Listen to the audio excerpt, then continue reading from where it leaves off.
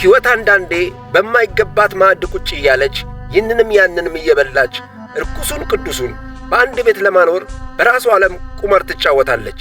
እንደ ዳንኤል ያሉ ደግሞ የእግዚአብሔርን ዓለም ከሩቅ ያስተዋሉ በንጉሡ መብልና መጠጥ እንዳይረክሱ በልብና በተግባር ይለያሉ። ሁሉ አማረሽን ገበያ አታውጧት ይላሉ የአባቶች ቁም ነገር። ሁሉ የሚያምራቸው ሰዎች የሕይወት ሥርዓት የላቸውም። ያሻቸውን ደግሞ ሲፈጽሙ የተማሩና የሰለጠኑ ይመስላቸዋል። አንዳንዶች ደግሞ ከሰው አልፈው እግዚአብሔርን ማስተማር ያምራቸዋል። ምን አለበት እግዚአብሔር ይህንና ያንን እንዲና እንዲህ ባይል ይላሉ። ከጨለማ ሥርዓት መለየትና መውጣት ለሚፈልጉ ለትሑታን እግዚአብሔር ጸጋን ይሰጣል። መለየት፣ መውጣት ወደሚያሳይ በእምነት መጓዝና መታዘዝ።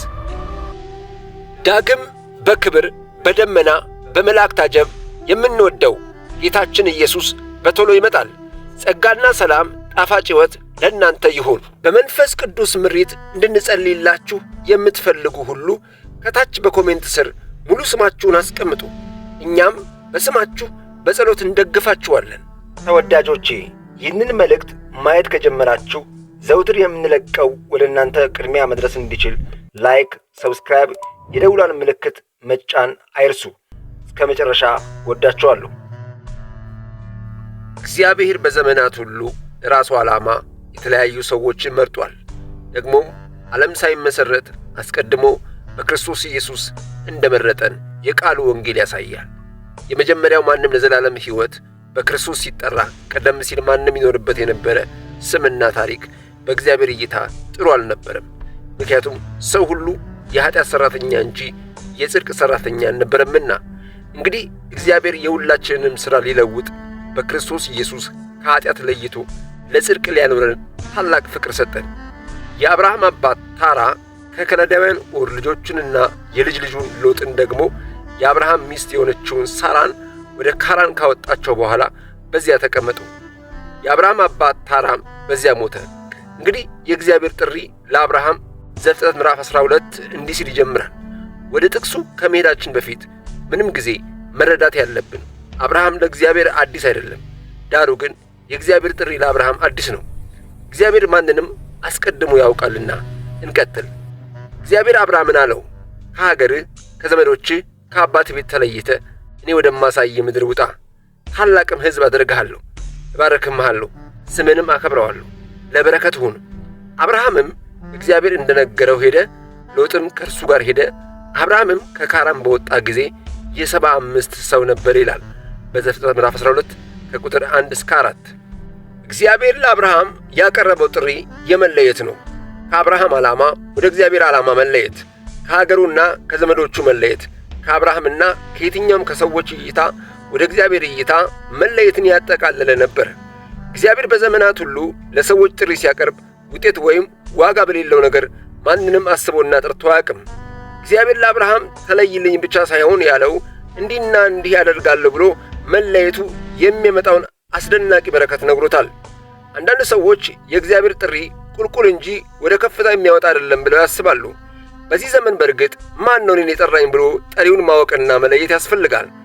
የዚህ የመጨረሻው ዘመን ክፋቱ ጠሪው መብዛቱ። ቀደም ሲል የምናውቀው ጠሪ አክባሪ ብለን የምንረዳው ለእግዚአብሔርና ለተለያዩ ለሰዎች ፕሮግራም ድግሶች ነበር። አሁን ግን ወገን የጠራን ሁሉ አክባሪ አይደለም። ሰይጣን ማንንም ለማክበር ጠርቶ አያውቅም። ሌባው ሊሰርቅና ሊያርድ ደግሞም ሊገድል እንጂ ሊያከብር ይጠራል አይልም። አሁን ላይ ማን ነው የጠራኝ ብለው ሳይለዩና ሳያውቁ ለእግዚአብሔር ተለየን ብለው ለሰይጣንና ለአመፅ ሠራተኞች የሚለዩ ብዙ ሰዎች ናቸው። ለማንኛውም እግዚአብሔር የጠራቸው ታምነው የተለዩ ዋጋቸው ታላቅ እንጂ ትንሽ አይደለም። አብርሃም እውነተኛ ድምፅ ሰምቷል፣ ዋጋውም ታላቅ ሆኖ አይተናል። በጎቹ ዛሬም የአባታቸውን ድምፅ ሰምተው ከተለዩ ፍሬያቸው በሕይወት ይታያል። እውነተኛ የሕይወት ድምፅ ኢየሱስ ነው። ኢየሱስን የሚሰሙ ከኃጢአት ይለያሉ፣ ከአመፅ ሥርዓትና ኢየሱስ ከማይገኝበት ኑሮና ሕይወት ይለያሉ። እግዚአብሔር እንግዲህ ለአብርሃም ከምን መለየት እንዳለበት ከነገረው በኋላ ቀጣይ የአብርሃም የእምነት ውሳኔ ተግባራዊ ምላሽ የሚጠበቅ ነበረ። አብርሃምም እግዚአብሔር እንደነገረው ሄደ በማለት እግዚአብሔር ያለውን ማመኑና ተግባራዊ ምላሽ መስጠቱን አረጋግጧል። የብዙ ሰዎች ፈተና እግዚአብሔር በክርስቶስ ኢየሱስ ከምን መለየት እንደሚገባቸው ከተናገራቸው በኋላ የመውጣት ውሳኔ መውሰድ ታላቅ ጦርነት ይሆንባቸዋል።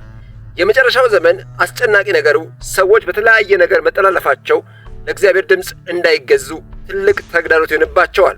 በእርግጥ ባለፉት ጊዜያት ለእግዚአብሔር ጥሪ ምላሽ እንድሰጥ የረዳኝ ከእግዚአብሔር ጋር የነበረኝ የጸሎት ኅብረት ነው። ይህም ከማያቸውና ከምሰማቸው ተግዳሮቶች አልፎ እግዚአብሔር አባት የሰጠኝ መለኮታዊ ኃይል በእኔ አውድ ከሚሰነዘር ከምድራዊ ኃይል አልፎ የውሳኔ ሕይወት እንድኖር አድርጎኛል። ምናልባት ዛሬ የመንፈስ ቅዱስን ድምፅ ከቃሉ ሰምታችሁ መውጣት ያቃታችሁ በጸሎት ከእግዚአብሔር ጋር ተገናኙ። እርሱም የምትወጡበትን ጉልበት ይሰጣችኋል። የእስራኤል ሕዝብ ከግብፅ ማንም በጉልበቱ አልወጣም፣ ይልቅስ በንስር ክንፍ ጉልበት ያወጣቸው እርሱ እግዚአብሔር አባት ነበረ። ሙሴም ስለ እግዚአብሔር ጉልበት እንዲህ ሲል መስክሯል። ጉልበቴ ዝማሬም እግዚአብሔር ነው፣ መድኃኒቴም ሆነልኝ፣ ይህ አምላኬ ነው፣ አመሰግነዋለሁ ይላል በዘጸአት ምዕራፍ 15 ከቁጥር 2። ዛሬም የእግዚአብሔር ጉልበት በክርስቶስ ኢየሱስ ያው ነው። ትናንትናም በአባቶቻችን ሰርቷል፣ ዛሬም ይሠራል፣ ነገም ለዘላለም ይሠራል። ማንም ለመውጣት ለመለየት እጅግ የደከመ ቢኖር ኢየሱስ የደካሞች አባት ነው። እናንተ ደካሞች ሸክም የከበዳችሁ ወደ እኔ ኑ፣ እኔም አሳርፋችኋለሁ ይላል። አዎ መውጣት በእርሱ ጉልበት ይሆናል፣ ማረፍ በእርሱ ጉልበት። ይህንን ውሳኔ ከወሰናችሁ በረከክ ብላችሁ አሳውቁት እንጂ በአንዳች አትጨነቁ። ድምፁን መስማት አታቋርጥ። እንግዲህ እግዚአብሔር ለአብርሃም እኔ ወደማሳይ ነው ያለው። ማንም ሰው ለእግዚአብሔር ከተለየና ከወጣ በኋላ በቀጣይ ከራሱ ምርጫና እይታ ፈቃድ ወጥቶ በእግዚአብሔር እይታና ፈቃድ ድምፅ ለመኖር መወሰን ይኖርበታል። አንዳንዶች የእግዚአብሔር ድምፅ አንድ ጊዜ ከሰሙ በኋላ በነገሮች መታጀብ ሲመጣ ለእግዚአብሔር አባት ድምፅ ከመኖር በራሳቸውና በዚህ ዓለም ሐሳብ ሲያዙ ይታያል። ምንም እንኳን መንፈሳዊ ዓለም ከጦርነት ነፃ ዓለም ባይሆንም እምነት ግን ጦርነቱን አሸናፊ ያደርጋል። ምክንያቱም ኢየሱስ ዓለምን ስለ እኛ አሸንፏል። ያንን አሸናፊነት ለመያዝ ዘውትር የእግዚአብሔርን ድምፅ መስማትና ማመን እንጀምር።